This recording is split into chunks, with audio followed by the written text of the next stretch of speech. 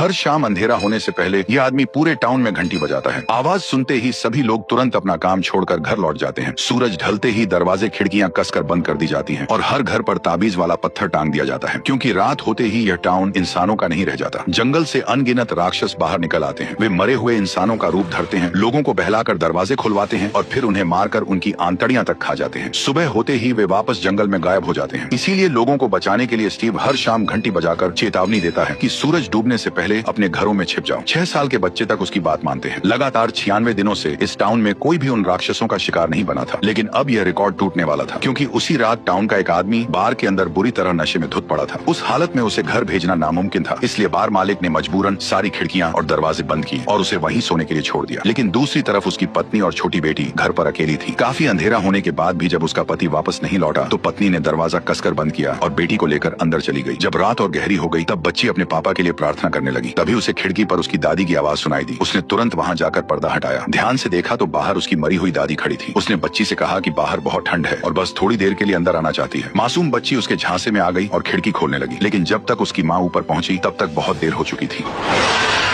अगली सुबह जब वो शराबी घर लौटा तो उसने देखा कि उसके घर के बाहर पूरे टाउन के लोग जमा हैं। वह कुछ पूछता उससे पहले ही स्टीव ने उसे एक जोरदार थप्पड़ जड़ दिया, क्योंकि यह पहली बार नहीं था। स्टीव उसे कई बार समझा चुका था कि जिन घरों में बच्चे हों उन घरों की खिड़कियां हमेशा कीलों से बंद रखनी चाहिए, क्योंकि इस टाउन में बच्चे सबसे जल्दी उन राक्षसों के बहकावे में आ जाते हैं। लेकिन उसने हर बार इस बात को नजरअंदाज किया और उसी एक लापरवाही की वजह से पिछली रात उसकी पूरी फैमिली राक्षसों की भेंट चढ़ गई। जब उसने जमीन पर पड़े अपनी पत्नी और बेटी के चिथड़े देखे तो वह वहीं घुटनों के बल गिर पड़ा और फूट फूट कर रोने लगा। लेकिन अब पछतावे का कोई फायदा नहीं था। स्टीव इस बात से और भड़का हुआ था कि उसने सिर्फ अपना परिवार नहीं मरवाया था, बल्कि पूरे टाउन को खतरे में डाल दिया था, क्योंकि इस जगह एक खौफनाक नियम था। जब भी यहाँ कोई मरता था तो उसकी जगह कोई नया इंसान इस टाउन में आकर फंस जाता था। और सच में हुआ भी वही। जिस दिन उस औरत और बच्ची का अंतिम संस्कार हो रहा था उसी दिन एक गाड़ी इस टाउन में आ पहुंची। नए लोग इतनी जल्दी आ गए, ये देखकर सभी हैरान रह गए। स्टीव ने तुरंत सबको चुप रहने का इशारा किया और खुद उस परिवार से पूछताछ करने लगा। जब उसे पता चला कि वे रास्ता भटक कर यहाँ पहुंचे हैं तो उसने बिना कुछ कहे आगे बढ़ने का इशारा कर दिया। लेकिन असली खेल तो अब शुरू हुआ था। कुछ ही देर में वो आदमी गाड़ी लेकर आगे निकल पड़ा। शुरुआत में उसे लगा कि अब वे जल्द ही इस जगह से निकल जाएंगे, मगर थोड़ी दूर जाते ही उसके होश उड़ गए, क्योंकि घूमते घूमते वे फिर उसी टाउन में वापस पहुंच चुके थे। पहले उसे लगा शायद उसने गलत मोड़ ले लिया है, इसलिए इस बार वे दूसरी दिशा से निकलने लगे, लेकिन फिर भी वे दोबारा उसी टाउन में आ पहुंचे। फिर उसने तीसरा रास्ता लिया, मगर इस बार भी सड़क उसे घुमाकर वापस उसी जगह ले आई। अब साफ था कि वे जिधर से भी निकलने की कोशिश करते रास्ता घुमा फिराकर उन्हें फिर इसी टाउन में पहुंचा देता। उन्हें बार बार चक्कर लगाते देख स्टीव को जरा भी हैरानी नहीं हुई, जैसे उसे पहले से पता था कि यही होने वाला है। असल में उसने जानबूझकर सच नहीं बताया था, क्योंकि वह चाहता था कि वे खुद समझें कि इस रहस्यमयी टाउन से निकलना नामुमकिन है। जब उसे लगा कि अब सही वक्त आ गया है तब उसने गाड़ी रोकने के लिए रास्ते में कांटे बिछा दिए, लेकिन तभी अचानक उनके साथ एक हादसा हो गया और उनकी गाड़ी सीधे जंगल में पलट गई। चारों लोग उसी के अंदर बुरी तरह फंस गए। आदमी खुद ड्राइविंग सीट पर पेड़ की टहनियों के बीच फंसा हुआ था। उसकी पत्नी बेहोश पड़ी थी और समझ नहीं आ रहा था कि वह जिंदा भी है या नहीं। गनीमत सिर्फ इतनी थी कि बेटी को ज्यादा चोट नहीं आई थी, लेकिन छोटे बेटे की हालत सबसे ज्यादा खराब थी। उसे होश तो था, मगर उसकी जांग के आर पार पेड़ की एक मोटी टहनी घुस चुकी थी। उधर स्टीव उनके वापस आने का इंतजार कर रहा था, लेकिन काफी देर तक जब वो परिवार वापस नहीं लौटा तो उसे कुछ गड़बड़ लगी, इसलिए वह तुरंत लोगों को लेकर उन्हें ढूंढने निकल पड़ा। जैसे ही उसने गाड़ी को जंगल में पलटा हुआ देखा तो वह बिना देर किए मदद में जुट गया। कुछ ही मिनटों में परिवार के 3 लोगों को बाहर निकाल लिया गया, लेकिन छोटा बेटा अब भी गाड़ी के अंदर फंसा हुआ था। उसके जख्म से लगातार खून बह रहा था, इसलिए उसे जबरदस्ती बाहर खींचना खतरनाक हो सकता था। अब उन्हें उसका इलाज गाड़ी के अंदर ही करना था, लेकिन दिक्कत यह थी कि सूरज डूबने में सिर्फ 40 मिनट बाकी थे, जबकि लड़के के इलाज में कम से कम 1 घंटा लगता। कोई रास्ता ना देखकर स्टीव ने रात वहीं रुकने का फैसला किया और परिवार के 3 लोगों को जैसे तैसे अपने आदमियों के साथ भेज दिया। धीरे धीरे अंधेरा घिरने लगा। स्टीव ने अपने हाथ में पकड़े ताबीज वाले पत्थर को देखा, क्योंकि इस सुनसान जंगल में अब वही उसकी आखिरी उम्मीद था। फिर उसने वह पत्थर गाड़ी के अंदर टांग दिया। यह देखकर जिम पूरी तरह चौंक गया। उसे समझ नहीं आया कि एक पत्थर आखिर उनकी जान कैसे बचाएगा, लेकिन स्टीव ने जवाब देने की बजाय पहले गाड़ी के सारे खुले हिस्से बंद किए। फिर उसने जिम को समझाना शुरू किया कि अंधेरा होते ही यहाँ क्या क्या होने वाला है। लेकिन तभी अचानक लड़के का शरीर जोर जोर से कांपने लगा और अगले ही पल गाड़ी के बाहर से एक खौफनाक गुर्राहट सुनाई दी। जब स्टीव ने खिड़की के बाहर झांका तो अंधेरे में वे राक्षस चुपचाप गाड़ी के चारों तरफ जमा होने लगे थे। देखते ही देखते उनकी संख्या बढ़ती चली गई। यह नजारा देखकर स्टीव तक के रोंगटे खड़े हो गए, क्योंकि राक्षसों का झुंड गाड़ी को हर तरफ से घेर चुका था। अब सबसे बड़ा सवाल यही था कि क्या वे लोग सुबह तक जिंदा बच भी पाएंगे या नहीं।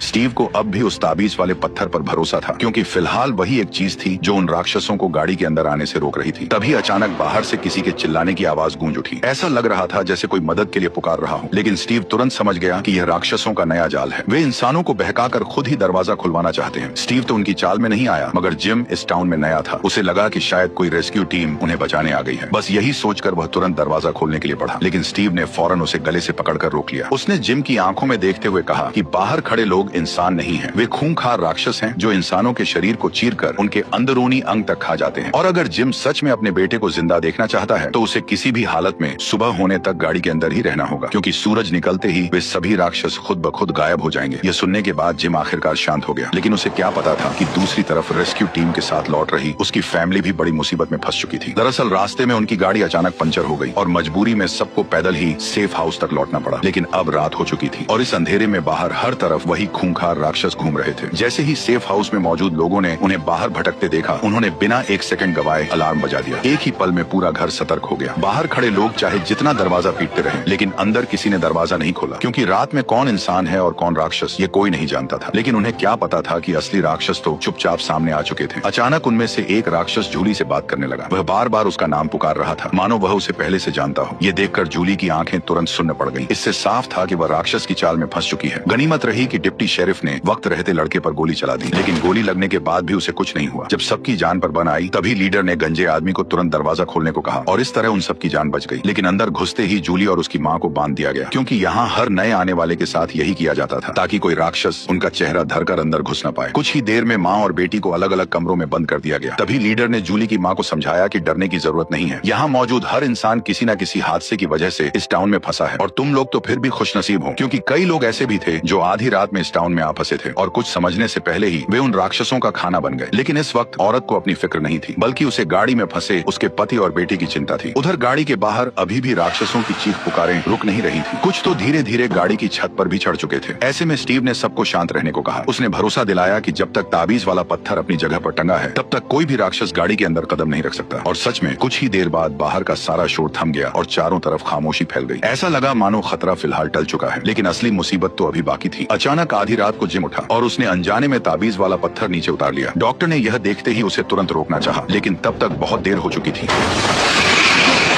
अचानक डॉक्टर की नींद खुली और उसे एहसास हुआ कि यह सब सिर्फ एक डरावना सपना था। असल में वे लोग रात सही सलामत काट चुके थे। सुबह होते ही बाकी लोग भी उनकी मदद के लिए वहां पहुंच गए। सबने उन्हें जिंदा देखकर राहत की सांस ली, लेकिन खतरा अभी पूरी तरह टला नहीं था, क्योंकि अब नए आए लोगों को एक मुश्किल फैसला लेना था। उन्हें चुनना था कि उन्हें टाउन में कहाँ रहना है। एक तरफ था सेफ हाउस, जहाँ सभी लोग साथ रहते थे लेकिन जगह कम थी, और दूसरी तरफ थे टाउन के अलग अलग घर, जहाँ जगह ज्यादा थी मगर खतरा भी उतना ही ज्यादा था। अगर लोग टाउन के घरों में रहने का फैसला करते तो उन्हें अंधेरा होने से पहले ताबीज वाले पत्थर चेक करने पड़ते थे, और अगर घर में बच्चे हों तो खिड़कियों को कीलों से बंद करना पड़ता था, क्योंकि रात में राक्षस अक्सर लोगों को बहकाकर दरवाजा खुलवाने की कोशिश करते थे और बच्चे उनकी बातों में जल्दी आ जाते थे। इसी वजह से टाउन में सख्त नियम भी बनाए गए थे। अगर किसी की लापरवाही से किसी दूसरे की जान चली जाती तो सजा के तौर पर उसे एक रात टिन वाले कमरे में बंद किया जाता था। वहाँ कोई ताबीज नहीं होता था, यानी अंदर जाने वाले की मौत लगभग तय थी। ये सुनकर टैबी ने पूछा कि यह सजा कितनी बार दी गई है। पादरी ने बताया कि अब तक ऐसा कभी नहीं हुआ, लेकिन आज रात पहली बार ऐसा होने वाला था। सारे नियम समझाने के बाद अब जिम के परिवार को एक घर चुनना था। सबको यही लग रहा था कि चारों लोग टाउन के किसी घर में साथ रहेंगे, लेकिन तभी उनकी बेटी जूली ने कह दिया कि वह अकेले सेफ हाउस में रहेगी। उसे लगता था कि उसके मॉम डैड उसके छोटे भाई को उससे ज्यादा प्यार करते हैं, इसीलिए वो उनसे दूर रहना चाहती थी। जूली का फैसला सुनते ही जिम और टैबी घबरा गए, क्योंकि उन्हें अपनी बेटी की बहुत चिंता थी। इसलिए दोनों उसे अपने साथ चलने के लिए मनाने लगे। तभी स्टीव ने कहा कि अंधेरा होने वाला है और सबको जितनी जल्दी हो सके अपने अपने ठिकाने पर लौट जाना चाहिए। स्टीव ने उन्हें भरोसा दिलाया कि उसका बेटा भी सेफ हाउस में रहता है, इसलिए जूली वहाँ अकेली नहीं होगी और वो उसका पूरा ख्याल रखेगा। इसके बाद सब लोग अपने अपने रास्ते निकल गए, क्योंकि आज रात सजा देने का वक्त आ चुका था। जिस आदमी की लापरवाही से उसकी पत्नी और बेटी मारी गई थी, अब उसे उसी की सजा मिलने वाली थी। उसे पूरी रात बिना ताबीज के टिन वाले कमरे में बंद रहना था, यानी अगर राक्षस वहां तक पहुंच गए तो सुबह तक उसका जिंदा बचना असंभव था। स्टीव भी उसके लिए कुछ नहीं कर सका। उसने बस दरवाजे पर 2 और ताले लगा दिए और मन ही मन यही दुआ करने लगा कि वह आदमी किसी तरह सुबह तक जिंदा बच जाए। लेकिन रात होते ही वो इंसानी शक्ल वाले राक्षस जंगल से बाहर निकल आए। उधर वो आदमी कमरे के कोने में सहमा हुआ खड़ा था, लेकिन जैसे ही उसने नजर उठाकर देखी, वे सारे राक्षस उसके कमरे के बाहर जमा हो चुके थे। उस वक्त उसकी हालत ऐसी थी जैसे कोई शिकार शिकारी के बीच घिर गया हो। अब उसके पास बचने का कोई रास्ता नहीं था। आखिरकार वह हार मानकर जमीन पर बैठ गया और अपनी मौत का इंतजार करने लगा। अगली सुबह जब स्टीव उस टिन वाले कमरे तक पहुंचा तो अंदर का नजारा देखकर उसके होश उड़ गए। उन खूंखार राक्षसों ने उस आदमी के शरीर को बुरी तरह चीर फाड़ डाला था। लेकिन ये भयानक नजारा देखने के बाद भी स्टीव जरा भी नहीं घबराया, क्योंकि वह ऐसे खौफनाक मंजर पहले भी देख चुका था। मगर इस घटना के बाद भी मौत का ये सिलसिला रुका नहीं। इस बार मामला सीधे रेस्टोरेंट तक जा पहुंचा। जिम का परिवार अभी अभी इस टाउन में आया था, इसलिए स्टीव उन्हें रात के नियम समझा ही रहा था कि तभी अचानक सारा की बांह अजीब तरह से फूलने लगी और अगले ही पल उसके हाथ पर डरावने अक्षरों में किल द बॉय उभर आया। साफ था कि इसका कनेक्शन किसी न किसी तरह जिम के बेटे से जुड़ा हुआ था। लेकिन इससे पहले कि वो कुछ समझ पाती, उसका पूरा शरीर जोर जोर से कांपने लगा और अगले ही पल वह जमीन पर तड़पने लगी। लेकिन डरावनी घटनाएं यहीं पर खत्म नहीं हुई, क्योंकि उसी वक्त सेफ हाउस की तरफ कुछ ऐसा हो रहा था जो इससे भी ज्यादा भयानक था। एक आदमी लगातार जमीन में गहरा गड्ढा खोद रहा था, मानो वह पहले से ही किसी की कब्र तैयार कर रहा हो। जब लीडर ने उससे पूछा कि वो आखिर ऐसा क्यों कर रहा है, तो उसने जवाब दिया कि जल्द ही यहाँ और भी मौतें होने वाली हैं। विक्टर की यह बात सुनते ही लीडर के होश उड़ गए। थोड़ी देर बाद विक्टर सीधे ईथन के पास पहुंच गया। दोनों पहले कभी नहीं मिले थे, फिर भी उनके बीच एक अजीब सा कनेक्शन था, क्योंकि वे दोनों उस रहस्यमयी सफेद कपड़ों वाले लड़के को देख सकते थे जो बाकी किसी इंसान को दिखाई नहीं देता था। विक्टर को वह बचपन से दिखता आया था और कई बार उसकी जान भी बचा चुका था, लेकिन फिर वह अचानक गायब हो गया। अब वही लड़का ईथन को दिख रहा था और इसका मतलब साफ था कि कोई बड़ी मुसीबत आने वाली है। यही सोचकर विक्टर ने तय किया कि उसे इस राज की तह तक जाना होगा, और जैसा उसने सोचा था, जंगल में पहुंचते ही उसे वह लड़का फिर से दिखाई दे गया। लेकिन अगले ही पल वो फिर गायब हो गया। विक्टर को लगा कि शायद वह पास के किसी पेड़ के खोखल में छिपा है, क्योंकि उस इलाके में ऐसे कई पेड़ थे और कोई नहीं जानता था कि उसके अंदर का रास्ता कहाँ जाता है। तभी विक्टर ने जमीन से एक पत्थर उठाया, उस पर मुस्कुराता हुआ चेहरा बनाया और ईथन के सामने ही उसे उस पेड़ के खोखल में फेंक दिया। लेकिन अगले ही पल न जाने कैसे वो पत्थर वापस उनके पास आ गिरा। ये देखकर विक्टर खुद भी चौंक गया। उसने बताया कि उसने पहले भी ऐसे कई पेड़ देखे थे, लेकिन ऐसा रहस्यमय पेड़ उसे पहले कभी नहीं दिखा। इतना कहते ही उसके सिर में तेज दर्द होने लगा और उसे अचानक किसी बड़े खतरे का एहसास हो गया। उधर दूसरी तरफ जिम और उसकी पत्नी को पता चला कि उनका बेटा गायब है। दोनों घबराकर उसे ढूंढने जंगल की तरफ भागे, लेकिन वहाँ पहुँचते ही उन्हें जंगली कुत्तों के एक झुंड ने घेर लिया। हमला बस होने ही वाला था कि तभी अचानक दरअसल वो गोली विक्टर ने चलाई थी ताकि सही समय पर उन दोनों की जान बचाई जा सके। तभी जिम और उसकी पत्नी की नजर ईथन पर पड़ी, जो विक्टर के साथ था। उसे सही सलामत देखकर दोनों ने राहत की सांस ली। एक पल के लिए उन्हें लगा कि शायद खतरा टल चुका है, लेकिन उन्हें जरा भी अंदाजा नहीं था कि असली मुसीबत तो अभी आने वाली है। उधर सारा अब होश में आ चुकी थी, लेकिन डर के मारे उसने डॉक्टर को अपने शरीर पर उभरे उन अजीब निशानों के बारे में कुछ नहीं बताया। लेकिन यही चुप्पी उसकी सबसे बड़ी गलती बन गई, क्योंकि उसी डर की वजह से राक्षसों ने एक बार फिर उसके दिमाग पर कब्जा कर लिया। रात होते ही सारा चुपके से एक मरीज के पास पहुंची और बिना एक पल गवाए एक नुकीली चीज सीधे उसकी गर्दन में घोंप दी। इसके बाद वह अपने आप से बातें करने लगी, मानो किसी अदृश्य राक्षस से कोई सौदा कर रही हो। थोड़ी देर बाद जब नर्स वार्ड चेक करने आई तो मरीज की लाश देखकर उसके होश उड़ गए। वह डर के मारे भागने लगी, लेकिन मुड़ते ही उसने देखा कि मेन डोर खुला हुआ था और वे खौफनाक राक्षस बड़े आराम से अंदर चले आ रहे थे। अगली सुबह जब डिप्टी शेरिफ अपनी टीम के साथ वहां पहुंचा तो उसने देखा कि ताबीज वाला पत्थर जमीन पर गिरा पड़ा था। पूरा कमरा इंसानी लाशों से भरा हुआ था और वह नर्स भी उन राक्षसों का शिकार बन चुकी थी। लेकिन किसी ने सपने में भी नहीं सोचा था कि इस सब के पीछे कोई और नहीं बल्कि सारा ही थी। उधर दूसरी तरफ सारा चुपचाप ईथन के घर के बाहर पहुंच चुकी थी। उसे यकीन था कि अगर वह ईथन को मार दे तो वह शैतान से किया अपना सौदा पूरा कर लेगी और बदले में उसे इस मनहूस जगह से आजादी मिल जाएगी। कुछ ही देर में वह सीधे ईथन के घर में घुस गई और बड़ी चालाकी से उसे बहला फुसलाकर अपने साथ चलने के लिए मना लिया। लेकिन उसे जरा भी अंदाजा नहीं था कि उसका यही पागलपन उसकी जिंदगी की सबसे बड़ी गलती बनने वाली है। जल्द ही वह ईथन को एक सुनसान फार्म हाउस की तरफ ले आई, क्योंकि उसका प्लान था कि अगर वह ईथन को खुले मैदान में मारेगी तो पूरा इल्जाम रात में निकलने वाले राक्षसों पर डालना आसान होगा। लेकिन जैसे ही वह लड़के पर वार करने वाली थी, उसी वक्त उसका भाई वहां पहुंच गया। सारा का ध्यान भटकते ही ईथन ने मौका देखकर तुरंत खुद को छुड़ाया और वहां से भाग निकला। उधर उसका भाई सारा को पकड़कर रोकने लगा ताकि वह कोई पागलपन न कर बैठे, लेकिन हाथापाई के दौरान सारा ने गलती से अपने ही भाई का गला काट दिया। सबसे डरावनी बात यह थी कि उसी पल पादरी ने यह सब अपनी आंखों से देख लिया, लेकिन उसने सारा को रोकने की कोशिश नहीं की। वह बस खड़ा होकर उसे घूरता रहा। थोड़ी ही देर में पूरे फार्म पर लोगों की भीड़ जमा हो गई, मगर वहां न सारा थी और न ही पादरी। जमीन पर सिर्फ एक लाश पड़ी थी, जिसे देखकर पूरे टाउन में दहशत फैल गई, क्योंकि हर कोई जानता था कि राक्षस दिन में हमला नहीं करते। तो फिर आखिर यह खून किया किसने? सबसे अजीब बात यह थी कि पादरी ने सारा को देखा था, लेकिन फिर भी उसने जानबूझकर उसका नाम छिपा लिया। यानी इसका मतलब साफ था कि कुछ न कुछ गड़बड़ जरूर है। भीड़ को शांत करने के लिए उसने कहा कि उसने सारा को जंगल की तरफ भागते देखा था और मुमकिन है कि इस सब के पीछे उसी का हाथ हो। यह सुनते ही स्टीव ने भरोसा दिलाया कि सारा जैसे ही वापस आएगी तो वो तुरंत उसे हिरासत में ले लेगा। स्टीव की बातें सुनकर लोग कुछ हद तक शांत हो गए और धीरे धीरे वहाँ से चले गए। लेकिन किसी को जरा भी अंदाजा नहीं था कि चर्च के नीचे बने तहखाने में वही भागी हुई सारा कैद थी। असल में टाउन के नियमों के मुताबिक सारा को भी टिन वाले कमरे में बंद करके सजा दी जानी चाहिए थी, लेकिन पादरी ने उसे वहाँ भेजने के बजाय चुपचाप किडनैप कर लिया, क्योंकि उसका मकसद सारा को बचाना नहीं बल्कि इस मनहूस जगह से निकलने का रास्ता ढूंढना था। उसे पता था कि सारा राक्षसों से बात कर सकती है और शायद वही उसे बाहर निकलने का रास्ता बता सकती है। जब सारा को समझ आया कि पादरी बहुत कुछ जान चुका है तो उसने एक बड़ा राज खोल दिया। उसके मुताबिक अगर वे राक्षसों की शर्त मान लें तो टाउन के लोग जिंदा बाहर निकल सकते हैं। यह सुनकर पादरी के होश उड़ गए। इससे पहले कि वह कुछ और पूछ पाता, अचानक सारा का शरीर जोर जोर से कांपने लगा। उसने घबराकर पादरी से कागज और पेन मांगा। कुछ ही पलों में उसने एक अजीब सी ड्राइंग बना डाली, मगर जब पादरी ने उस कागज पर बने निशान देखे तो उसके पैरों तले जमीन खिसक गई। ड्राइंग को देखते ही उसे कुछ याद आया और वह बिना देर किए सीधे उस जगह पहुंचा जहां उसने सालों पहले एक थैला दफनाया था। मिट्टी खोदने पर उसे वो थैला सचमुच उसी जगह दबा हुआ मिला, जिसके अंदर एक खून से सना हुआ कपड़ा छिपा था। और सबसे चौंकाने वाली बात यह थी कि सारा ने जो अजीब सा निशान बनाया था वह उसी स्नैक रैपर से मैच कर रहा था जो बैग में मिला था। अब बात धीरे धीरे साफ होने लगी थी। दरअसल इस टाउन में आने वाला हर इंसान अपने साथ कोई न कोई ऐसा राज लेकर आया था जो इस रहस्यमयी जगह से जुड़ा हुआ था। जब पादरी इन्हीं सवालों में उलझा हुआ था तभी इस खौफनाक टाउन में एक नया आदमी आ पहुंचा, लेकिन किसी को अंदाजा तक नहीं था कि उसकी एंट्री के साथ ही पूरी कहानी एक खतरनाक मोड़ लेने वाली है। असल में वो आदमी रास्ते में ही कार के अंदर सो गया था, लेकिन जैसे ही उसकी आंख खुली तब उसने देखा कि ड्राइवर गायब है। वह कुछ समझ पाता उससे पहले ही स्टीव वहां आ पहुंचा और बिना एक शब्द बोले उसे गाड़ी से हथकड़ी लगाकर बांध दिया। बेचारे को अब तक अंदाजा भी नहीं था कि वह किस खौफनाक जगह आ फंसा है। कुछ ही देर बाद उसे सीधे सेफ हाउस ले जाया गया, लेकिन वहाँ के लोग भी कम अजीब नहीं थे। उन्होंने बिना देर किए उसे बांध दिया। दरअसल इस टाउन का एक बेहद सख्त नियम था, जो भी नया इंसान यहाँ पहुंचता था उसे पहली रात बाकी लोगों से अलग बंद करके रखा जाता था, क्योंकि इस जगह पर पहली रात को सबसे खतरनाक माना जाता था। सुबह होते ही लीडर ने उसे अपने पास बैठाया और इस टाउन के खौफनाक राज बताने शुरू कर दिए। उसने कहा कि जैसे ही सूरज ढलता है जंगल से खतरनाक राक्षस बाहर निकल आते हैं और फिर वे पूरी रात इंसानों का शिकार करते हैं जब तक कि अगली सुबह न हो जाए। सबको लगा था कि यह सुनकर वह आदमी बुरी तरह डर जाएगा, लेकिन उल्टा वह हंसने लगा। दरअसल वह आदमी जिसका नाम जेड था इसे उसकी ट्रैवल कंपनी का बनाया हुआ कोई सर्वाइवल गेम समझ रहा था। उसे लग रहा था कि अगर वह यह गेम जीत गया तो उसे कोई बड़ा इनाम मिलेगा। इसी लालच में उसने उसी दिन सुराग तलाशने शुरू कर दिए। कुछ देर बाद वह एक पुराने तहखाने तक पहुंच गया और उसे लगा कि शायद बाहर निकलने का रास्ता यहीं छिपा है। लेकिन जैसे ही वह अंदर गया उसे दरवाजे के पीछे एक लाश पड़ी हुई दिखी।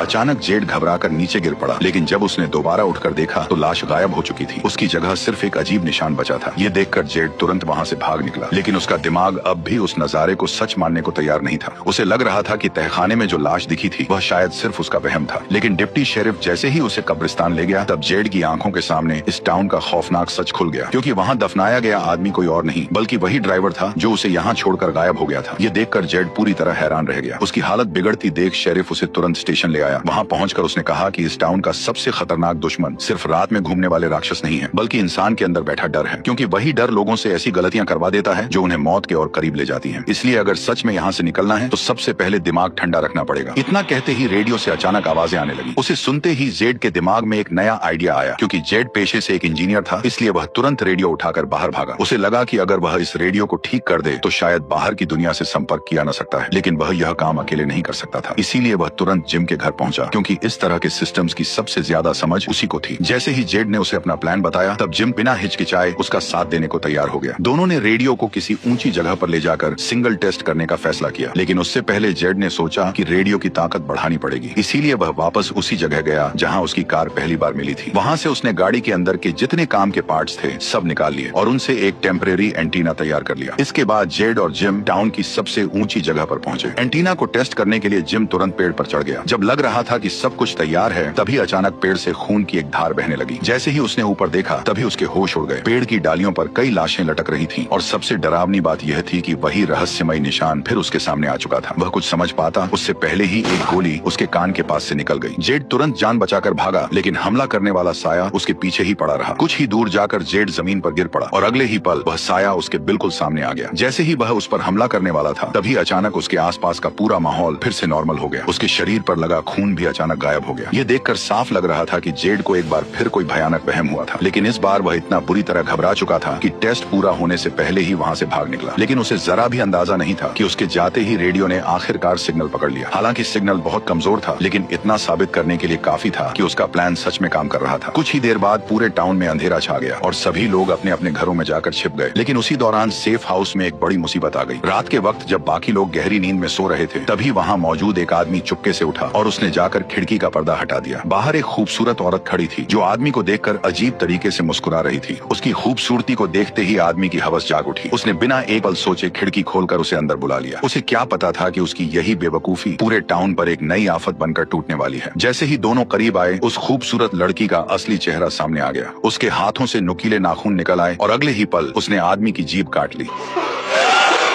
आदमी को मारने के बाद भी वह वहीं नहीं रुकी। वह फिर से इंसानी शक्ल में लौट आई, लेकिन अगला शिकार ढूंढने के बजाय उसने एक एक करके घर के सारे दरवाजे और खिड़कियां खोल दी ताकि बाकी राक्षस भी आराम से अंदर आ सकें। उधर घर के अंदर सोए लोग अभी भी आने वाले खतरे से पूरी तरह बेखबर थे। तभी कमरे के भीतर से एक अजीब सी आवाज आई। आवाज सुनकर मैरी घबराई हुई अंदर देखने गई, लेकिन जैसे ही वह कमरे के पास पहुंची तभी अचानक दरवाजा पीछे से बंद हो गया। अब साफ था कि वह राक्षसों के जाल में फंस चुकी थी। उधर नीचे लोग अब भी बातों में लगे हुए थे कि तभी खून की एक बूंद सीधे गंजे आदमी पर जा गिरी। वह गाली देने ही वाला था कि तभी उसकी नजर ऊपर खड़े उस भयानक राक्षस पर पड़ी। जैसे ही पता चला कि राक्षस सेफ हाउस में घुस आए हैं, तब पूरे घर में दहशत फैल गई। लोग जान बचाने के लिए इधर उधर भागने लगे, जबकि राक्षस बिना किसी जल्दबाजी के आराम से उनका शिकार कर रहे थे। अब साफ था कि सेफ हाउस भी सुरक्षित नहीं रहा। इसीलिए लीडर ने तुरंत फैसला लिया कि जितने लोग बच सकते हैं उन्हें स्टीव तक पहुंचाया जाए। उधर एलिस अब भी अपने कमरे में सो रहा था। तभी बाहर से अजीब आवाजें आने लगी। जब वह बाहर निकला तो सामने का मंजर देखकर उसके होश उड़ गए। पूरा सेफ हाउस तहस नहस हो चुका था और फर्श पर हर तरफ लाशें बिखरी पड़ी थी। एलिस कुछ समझ पाता उससे पहले ही एक खून से लथपथ राक्षस उसकी तरफ बढ़ने लगा। गनीमत रही कि एलिस ने एक सेकंड भी बर्बाद नहीं किया। उसने तुरंत खिड़की का शीशा तोड़ा और सीधे सेफ हाउस से नीचे छलांग लगा दी, लेकिन जमीन पर गिरते ही उसका एक हाथ टूट गया। हालांकि बेहद तेज दर्द के बावजूद भी वह रुक नहीं सकता था, क्योंकि पीछे कई राक्षस उसकी तरफ बढ़ रहे थे। अपनी दोस्त की मदद से एलिस किसी तरह भागकर एक छोटे से कमरे में छिप गया। अब उनके पास बचने की आखिरी उम्मीद सिर्फ ताबीज वाला पत्थर था, जो शायद उन्हें सुबह तक जिंदा रख सकता था। ठीक उसी वक्त टाउन में मौजूद स्टीव के सामने भी एक बड़ा राज खुल चुका था। दरअसल पादरी ने कबूल कर लिया कि सारा उसी की कैद में है और उसने खुद उसे छिपाकर बंद कर रखा है, क्योंकि सारा ही इकलौती इंसान है जो किसी तरह उन राक्षसों से बात कर सकती है। और हो सकता था कि वही इस मनहूस टाउन से निकलने का रास्ता भी जानती हो। पादरी की बातें सुनकर स्टीव एक पल के लिए पूरी तरह चौंक गया। वो उससे कुछ पूछने ही वाला था कि तभी अचानक बाहर से हॉर्न की आवाज सुनाई दी। जब दोनों दौड़कर बाहर निकले तो उन्होंने देखा कि लीडर कुछ लोगों को लेकर टाउन पहुंच चुकी थी। उनके चेहरे देखकर ही साफ समझ आ गया कि सेफ हाउस में कुछ बहुत बुरा हो चुका है। उन्होंने बिना सवाल जवाब किए फौरन गाड़ी से लोगों को उतारा, लेकिन बाहर गहरा अंधेरा था। पादरी अभी अंदर लौट ही रहा था कि तभी एक राक्षस ने उस पर हमला कर दिया। स्टीव ने तुरंत गोली चलाई और किसी तरह पादरी को घसीटकर घर के अंदर ले आया, लेकिन तब तक बहुत देर हो चुकी थी। उसके शरीर से बहुत ज्यादा खून बह चुका था और कुछ ही पलों बाद पादरी ने वहीं दम तोड़ दिया। देखते ही देखते सिर्फ एक ही रात में इस टाउन ने न जाने कितनी जिंदगियां निगल ली। अब स्टीव समझ चुका था कि इंतजार करने का मतलब सिर्फ और मौतें हैं। अगर उसे सबको बचाना है तो अब किसी भी कीमत पर बाहर निकलने का रास्ता ढूंढना ही होगा। यही सोचकर स्टीव सीधे चर्च के तहखाने में पहुंचा, जहां सारा को कैद करके रखा गया था, क्योंकि अब वही उनकी आखिरी उम्मीद थी। स्टीव अच्छी तरह जानता था कि टाउन की लगभग हर जगह तलाश ली जा चुकी है। बस एक वही जंगल बचा था जिसे सब मौत का अड्डा मानते थे। उसे यकीन था कि असली राज उसी के अंदर छिपा है। इसीलिए वह बिना किसी को बताए सारा को साथ लेकर सीधे जंगल के अंदर निकल पड़ा। कुछ दूर चलते ही उन्हें पेड़ों पर ढेर सारी कांच की बोतलें लटकी हुई मिली। स्टीव उनमें से एक बोतल उतारकर देखने ही वाला था कि तभी उसके साथ आई लड़की अचानक तड़पने लगी। अगले ही पल उसकी हालत इतनी बिगड़ गई कि वह सीधे बेहोश होकर गिर पड़ी। अब स्टीव के पास आगे बढ़ने का कोई रास्ता नहीं बचा था, इसलिए उसे मजबूरन वहीं रात गुजारने का फैसला करना पड़ा। लेकिन दिक्कत ये थी कि वही जंगल राक्षसों का असली घर था। जैसे ही अंधेरा होता वे बाहर निकलते और इंसानों का शिकार शुरू कर देते। ऐसे में स्टीव के पास बस एक ही सहारा था, वह ताबीज वाला पत्थर जिसके भरोसे वह खुद को संभाले हुए था। तभी अचानक सारा को होश आया। उसने देखा कि स्टीव को एक बोतल मिल गई है जिसके अंदर कुछ अजीब से नंबर लिखे हुए हैं, लेकिन सारा का ध्यान उन नंबरों पर बिल्कुल नहीं था। वह बार बार स्टीव से बस एक ही बात कह रही थी कि उन्हें यहाँ से तुरंत निकल जाना चाहिए, क्योंकि उसके मुताबिक जंगल के अंदर सिर्फ राक्षस ही नहीं बल्कि उनसे भी ज्यादा खतरनाक कोई और चीज मौजूद है। इतना कहते ही बाहर एक जोरदार धमाका हुआ। अगले ही पल पूरी जमीन इतनी जोर से हिलने लगी कि दोनों ठीक से खड़े तक नहीं हो पा रहे थे। कुछ ही देर में सब कुछ फिर से शांत हो गया, लेकिन स्टीव ने जरा भी लापरवाही नहीं की। उसने फौरन ताबीज वाला पत्थर वापस अपनी जगह टांग दिया, ताकि अगर राक्षस आसपास हों तो वे अंदर न घुस सकें। लेकिन सबसे डरावनी बात यह थी कि बाहर अभी भी गहरी रात थी। फिर भी अचानक एकदम से चारों तरफ एक अजीब रोशनी फैल गई। ये किसी नॉर्मल टॉर्च या लैंप की रोशनी नहीं लग रही थी। ऐसा महसूस हो रहा था जैसे जंगल में उनके अलावा भी कोई और मौजूद है। सुबह होते ही स्टीव सुराग ढूंढने बाहर निकला, लेकिन बाहर का नजारा देखकर उसके होश उड़ गए। पूरे इलाके में चारों तरफ मकड़ी के जाले फैले हुए थे। हालत ऐसी थी कि रास्ता पहचानना भी मुश्किल हो गया। इसलिए वह पिछली रात की याद के सहारे उसी जगह की तरफ बढ़ा जहाँ से वह रहस्यमयी रोशनी आई थी। तभी अचानक उन्हें पास से किसी की चीख सुनाई दी। स्टीव बिना एक सेकंड गवाए उधर भागा, लेकिन वहाँ पहुँचते ही उसके होश उड़ गए, क्योंकि मदद के लिए पुकारने वाली कोई अजनबी नहीं बल्कि उसकी अपनी मरी हुई पत्नी थी। जैसे तैसे स्टीव अपना हाथ छुड़ाकर वहाँ से भाग निकला, लेकिन कुछ ही दूर पहुँचते ही झाड़ियों से ढेरों मकड़ियां बाहर निकल आईं। पल भर में वे उस पर टूट पड़ी और कई मकड़ियां उसके कपड़ों और शरीर पर चढ़ गईं। वह जैसे तैसे खुद को छुड़ाता रहा, लेकिन तब तक बहुत देर हो चुकी थी, क्योंकि उन मकड़ियों में से एक उसे काट चुकी थी। उधर टाउन में भी लोग खाली नहीं बैठे थे। जेड और बाकी लोगों ने तय किया कि एक ऊंचा टावर बनाकर रेडियो का सिग्नल और दूर तक भेजा जाए, ताकि बाहर की दुनिया से संपर्क हो सके। काफी मेहनत के बाद आखिरकार टावर तैयार हो गया और रेडियो ने सिग्नल पकड़ना भी शुरू कर दिया। लेकिन तभी मौसम अचानक बदलने लगा। आसमान में काले बादल छा गए और तेज हवाएं चलने लगी। अब साफ था कि एक खतरनाक तूफान आने वाला है। वक्त बहुत कम बचा था, इसलिए बाहर की दुनिया से तुरंत संपर्क करना जरूरी था। लेकिन जिम जितनी बार भी रेडियो पर कॉल करने की कोशिश करता, फिर भी उधर से कोई जवाब नहीं मिलता। ऊपर से मौसम भी तेजी से बिगड़ता जा रहा था। अब लगने लगा था कि शायद ये कोशिश भी बेकार जाएगी। लेकिन तभी अचानक रेडियो से आवाजें आने लगी। जिम ने फौरन सामने वाले से मदद मांगी, लेकिन अगले ही पल उसके होश उड़ गए। उसने अपना नाम तक नहीं बताया था, फिर भी रेडियो पर मौजूद शख्स उसका नाम जानता था। उधर जंगल में स्टीव और सारा आखिरकार उस रहस्यमयी रोशनी तक पहुंच चुके थे। दरअसल वो रोशनी एक पुराने लाइट हाउस से आ रही थी। दोनों को लगा कि शायद इसी जगह उनके सारे सवालों का जवाब छिपा है। लेकिन तभी स्टीव के शरीर में फैले जहर ने असर दिखाना शुरू कर दिया। उसकी हालत तेजी से बिगड़ने लगी और वह एक कदम भी आगे बढ़ाने लायक नहीं रहा। मजबूरी में उसने सारा से कहा कि वो उसे यहीं छोड़कर अकेले आगे बढ़ जाए। उसका मानना था कि अगर सारा जिंदा टाउन लौट गई तो बाकी लोगों को इस लाइट हाउस के बारे में बता सकेगी। लेकिन सारा ने उसे छोड़ने से साफ इनकार कर दिया और वहीं कोई दूसरा रास्ता ढूंढने लगी। तभी सारा की नजर एक बार फिर उस सफेद कपड़ों वाले रहस्यमयी लड़के पर पड़ी। इस बार वह पास मौजूद एक खोखले पेड़ की तरफ इशारा कर रहा था, मानो बता रहा हो कि फिलहाल बचने का रास्ता वहीं छिपा है। सारा ने एक पल भी बर्बाद नहीं किया। उसने घायल स्टीव को उठाया और किसी तरह उसे उस पेड़ तक ले गई। लेकिन जैसे ही स्टीव उसके अंदर घुसा, अगले ही पल वह सीधा एक अंधेरी और सुनसान गुफा में जा पहुंचा। कुछ सेकंड तक उसे समझ ही नहीं आया कि आखिर वो है कहां। उसने कांपते हाथों से लाइटर जलाया और जैसे ही आसपास नजर दौड़ाई, तब उसका कलेजा बैठ गया। वह अब टाउन के किसी और ही हिस्से में पहुंच चुका था। स्टीव लगातार सारा को आवाज देता रहा, लेकिन वहां से कोई जवाब नहीं आया। जब लग रहा था कि अब सब कुछ उसके हाथ से निकल चुका है, तभी अचानक टाउन में लोगों से भरी एक नई बस आ पहुंची। और इसी जबरदस्त सस्पेंस के साथ हमारी कहानी का पार्ट 1 यहीं खत्म हो गया। अब जो पार्ट 2 होगा वो और भी इंटरेस्टिंग होने वाला है, क्योंकि टाउन में मौजूद कुछ ऐसे खौफनाक राज सामने आएंगे जो वहाँ मौजूद लोगों की रूह कपा देंगे। अगर आपको आगे की कहानी जाननी है तो कमेंट करके जरूर बताना कि क्या मुझे इसका पार्ट 2 लाना चाहिए या नहीं। और बाकी आप समझदार हो। बाय।